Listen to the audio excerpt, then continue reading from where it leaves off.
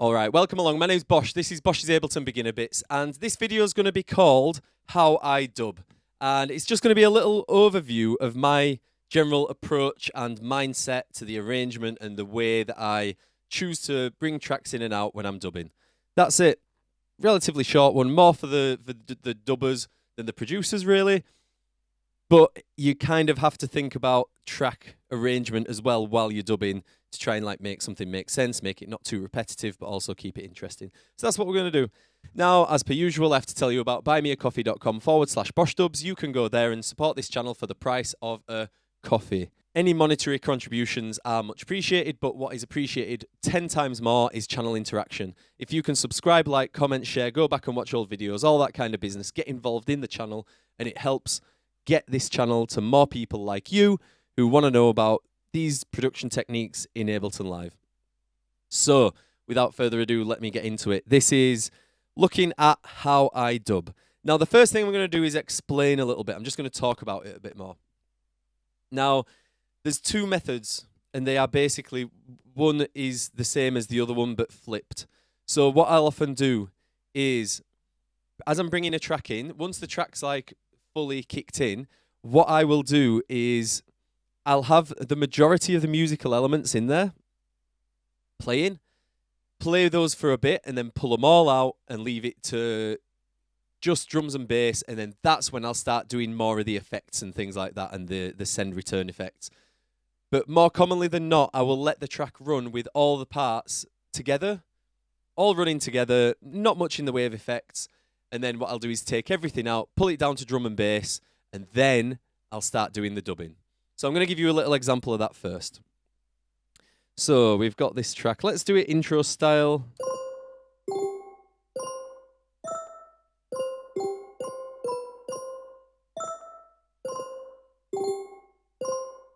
And then we're going to drop pretty much everything in.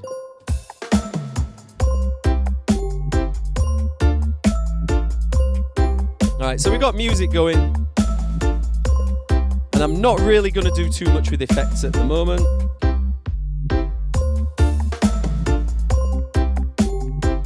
I'm just going to jam around with the musical parts.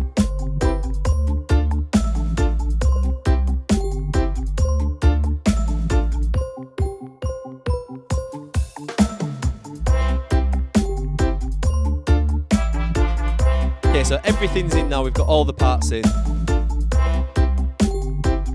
And then this is where I'd change.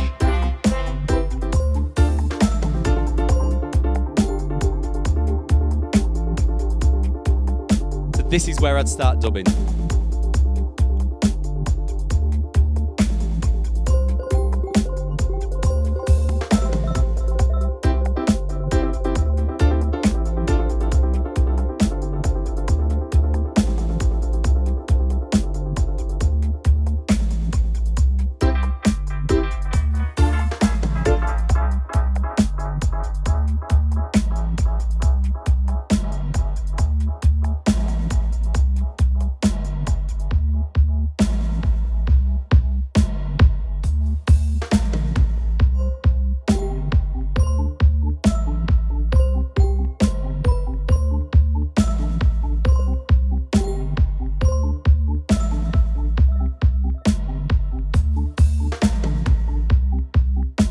Okay, so that's one way that I'd do it. I'd kind of approach it from the sense of giving everyone the full track and then taking out and then doing your dubbing.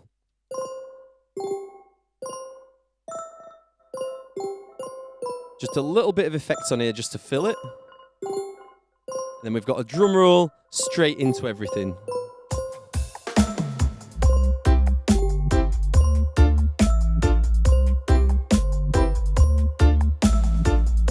So I'm going to play around with the musical elements of the track.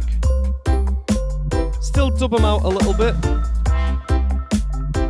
just for transition purposes.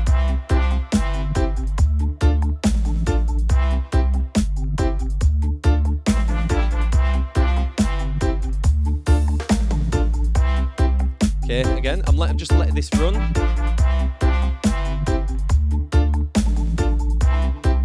Just a little bit of a delay.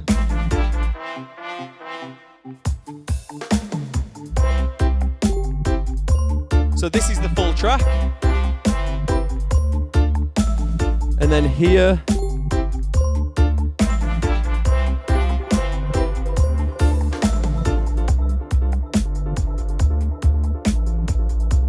we've taken all the musical elements out and now we're just on drums and bass. So now you can focus on a bit of dubbing.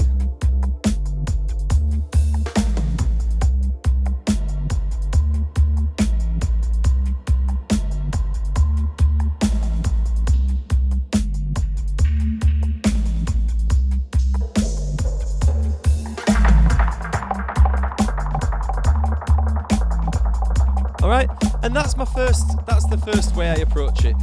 Give everyone the track.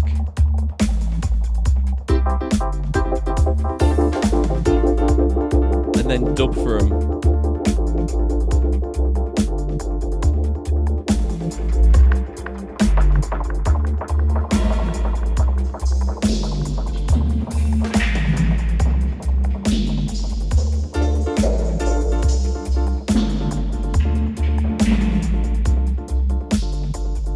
Just a little, and then just little bits of dubbins.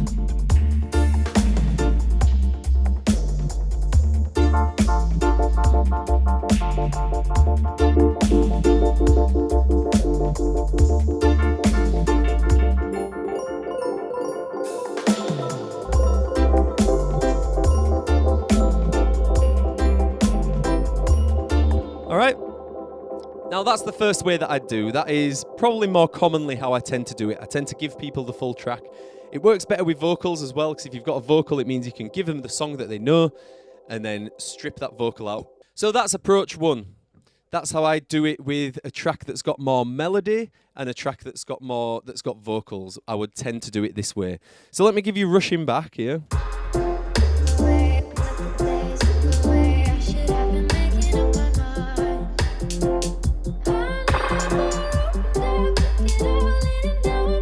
So again, what I'm going to do here is give you all the track, and then let's say we've come towards the end of the track.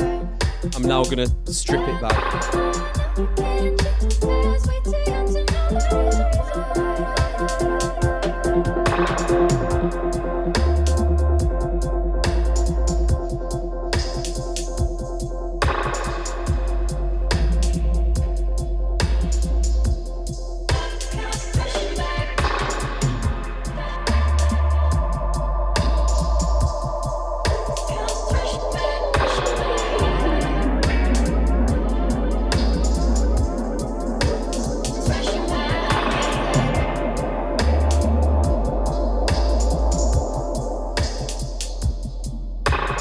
Yeah, so again, it works good for vocal tracks and melodic tracks. I think it's the best way to do it is to sort of keep it give them the full track and then strip it back. The other method that I would do is I would use this more for dubstep tracks personally, and like deeper dub tracks and things like that, Steppas tunes. Let's try this Cooking C tune.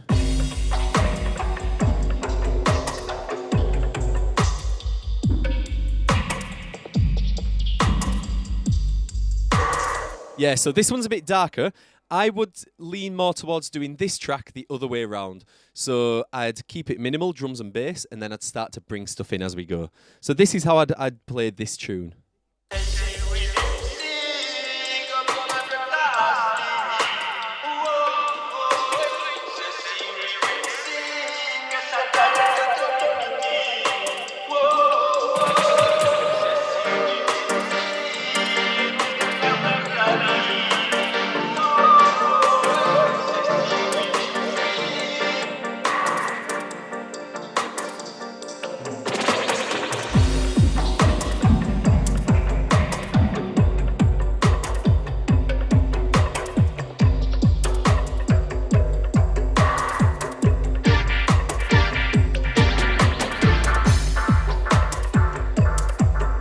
So I'm dubbing, I'm using the start of the tune to dub.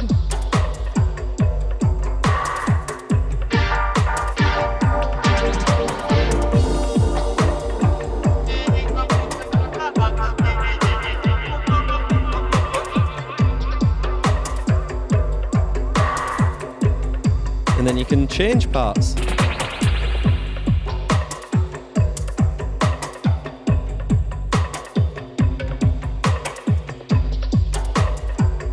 And then let's see what it sounds like with a bass line.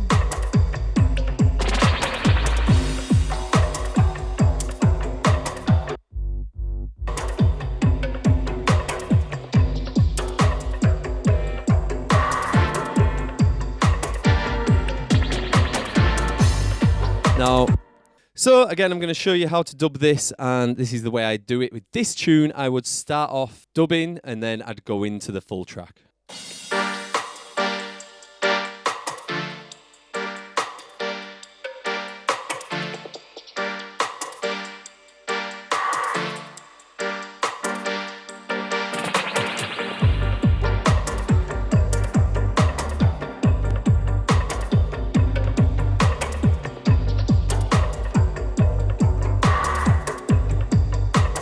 All right.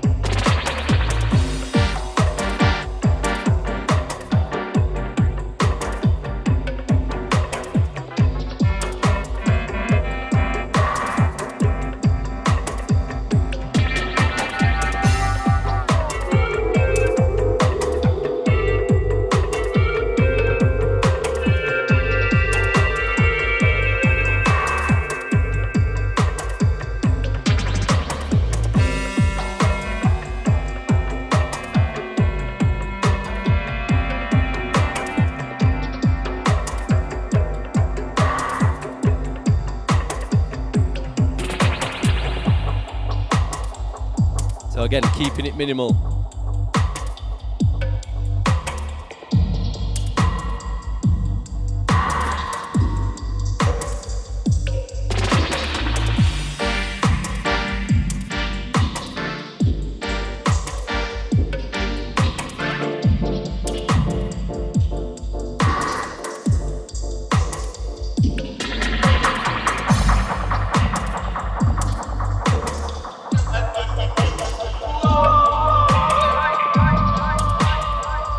Alright, so again, keeping it minimal, and then you can start to bring stuff back in.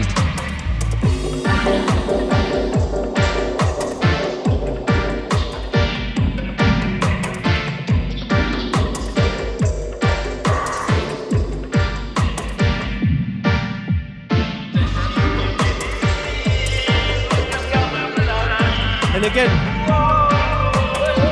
this method's kind of in reverse. This method's kind of in reverse because, again, when you've got loads of elements in, I don't like to put too many effects on. So drum and bass, lots of dubbing and effects, or full track, not so much dubbing and effects. And that's pretty much my approach to how I do it. And I think it helps to imagine it like you're arranging a track. You want different sections. You want full sections, you want quiet sections, you want to try and build tension, all that kind of business. But all that being said, I'm going to leave it there. My name's Bosh. This has been Bosh's Ableton Beginner Bits, and I'll see you next time. Ciao.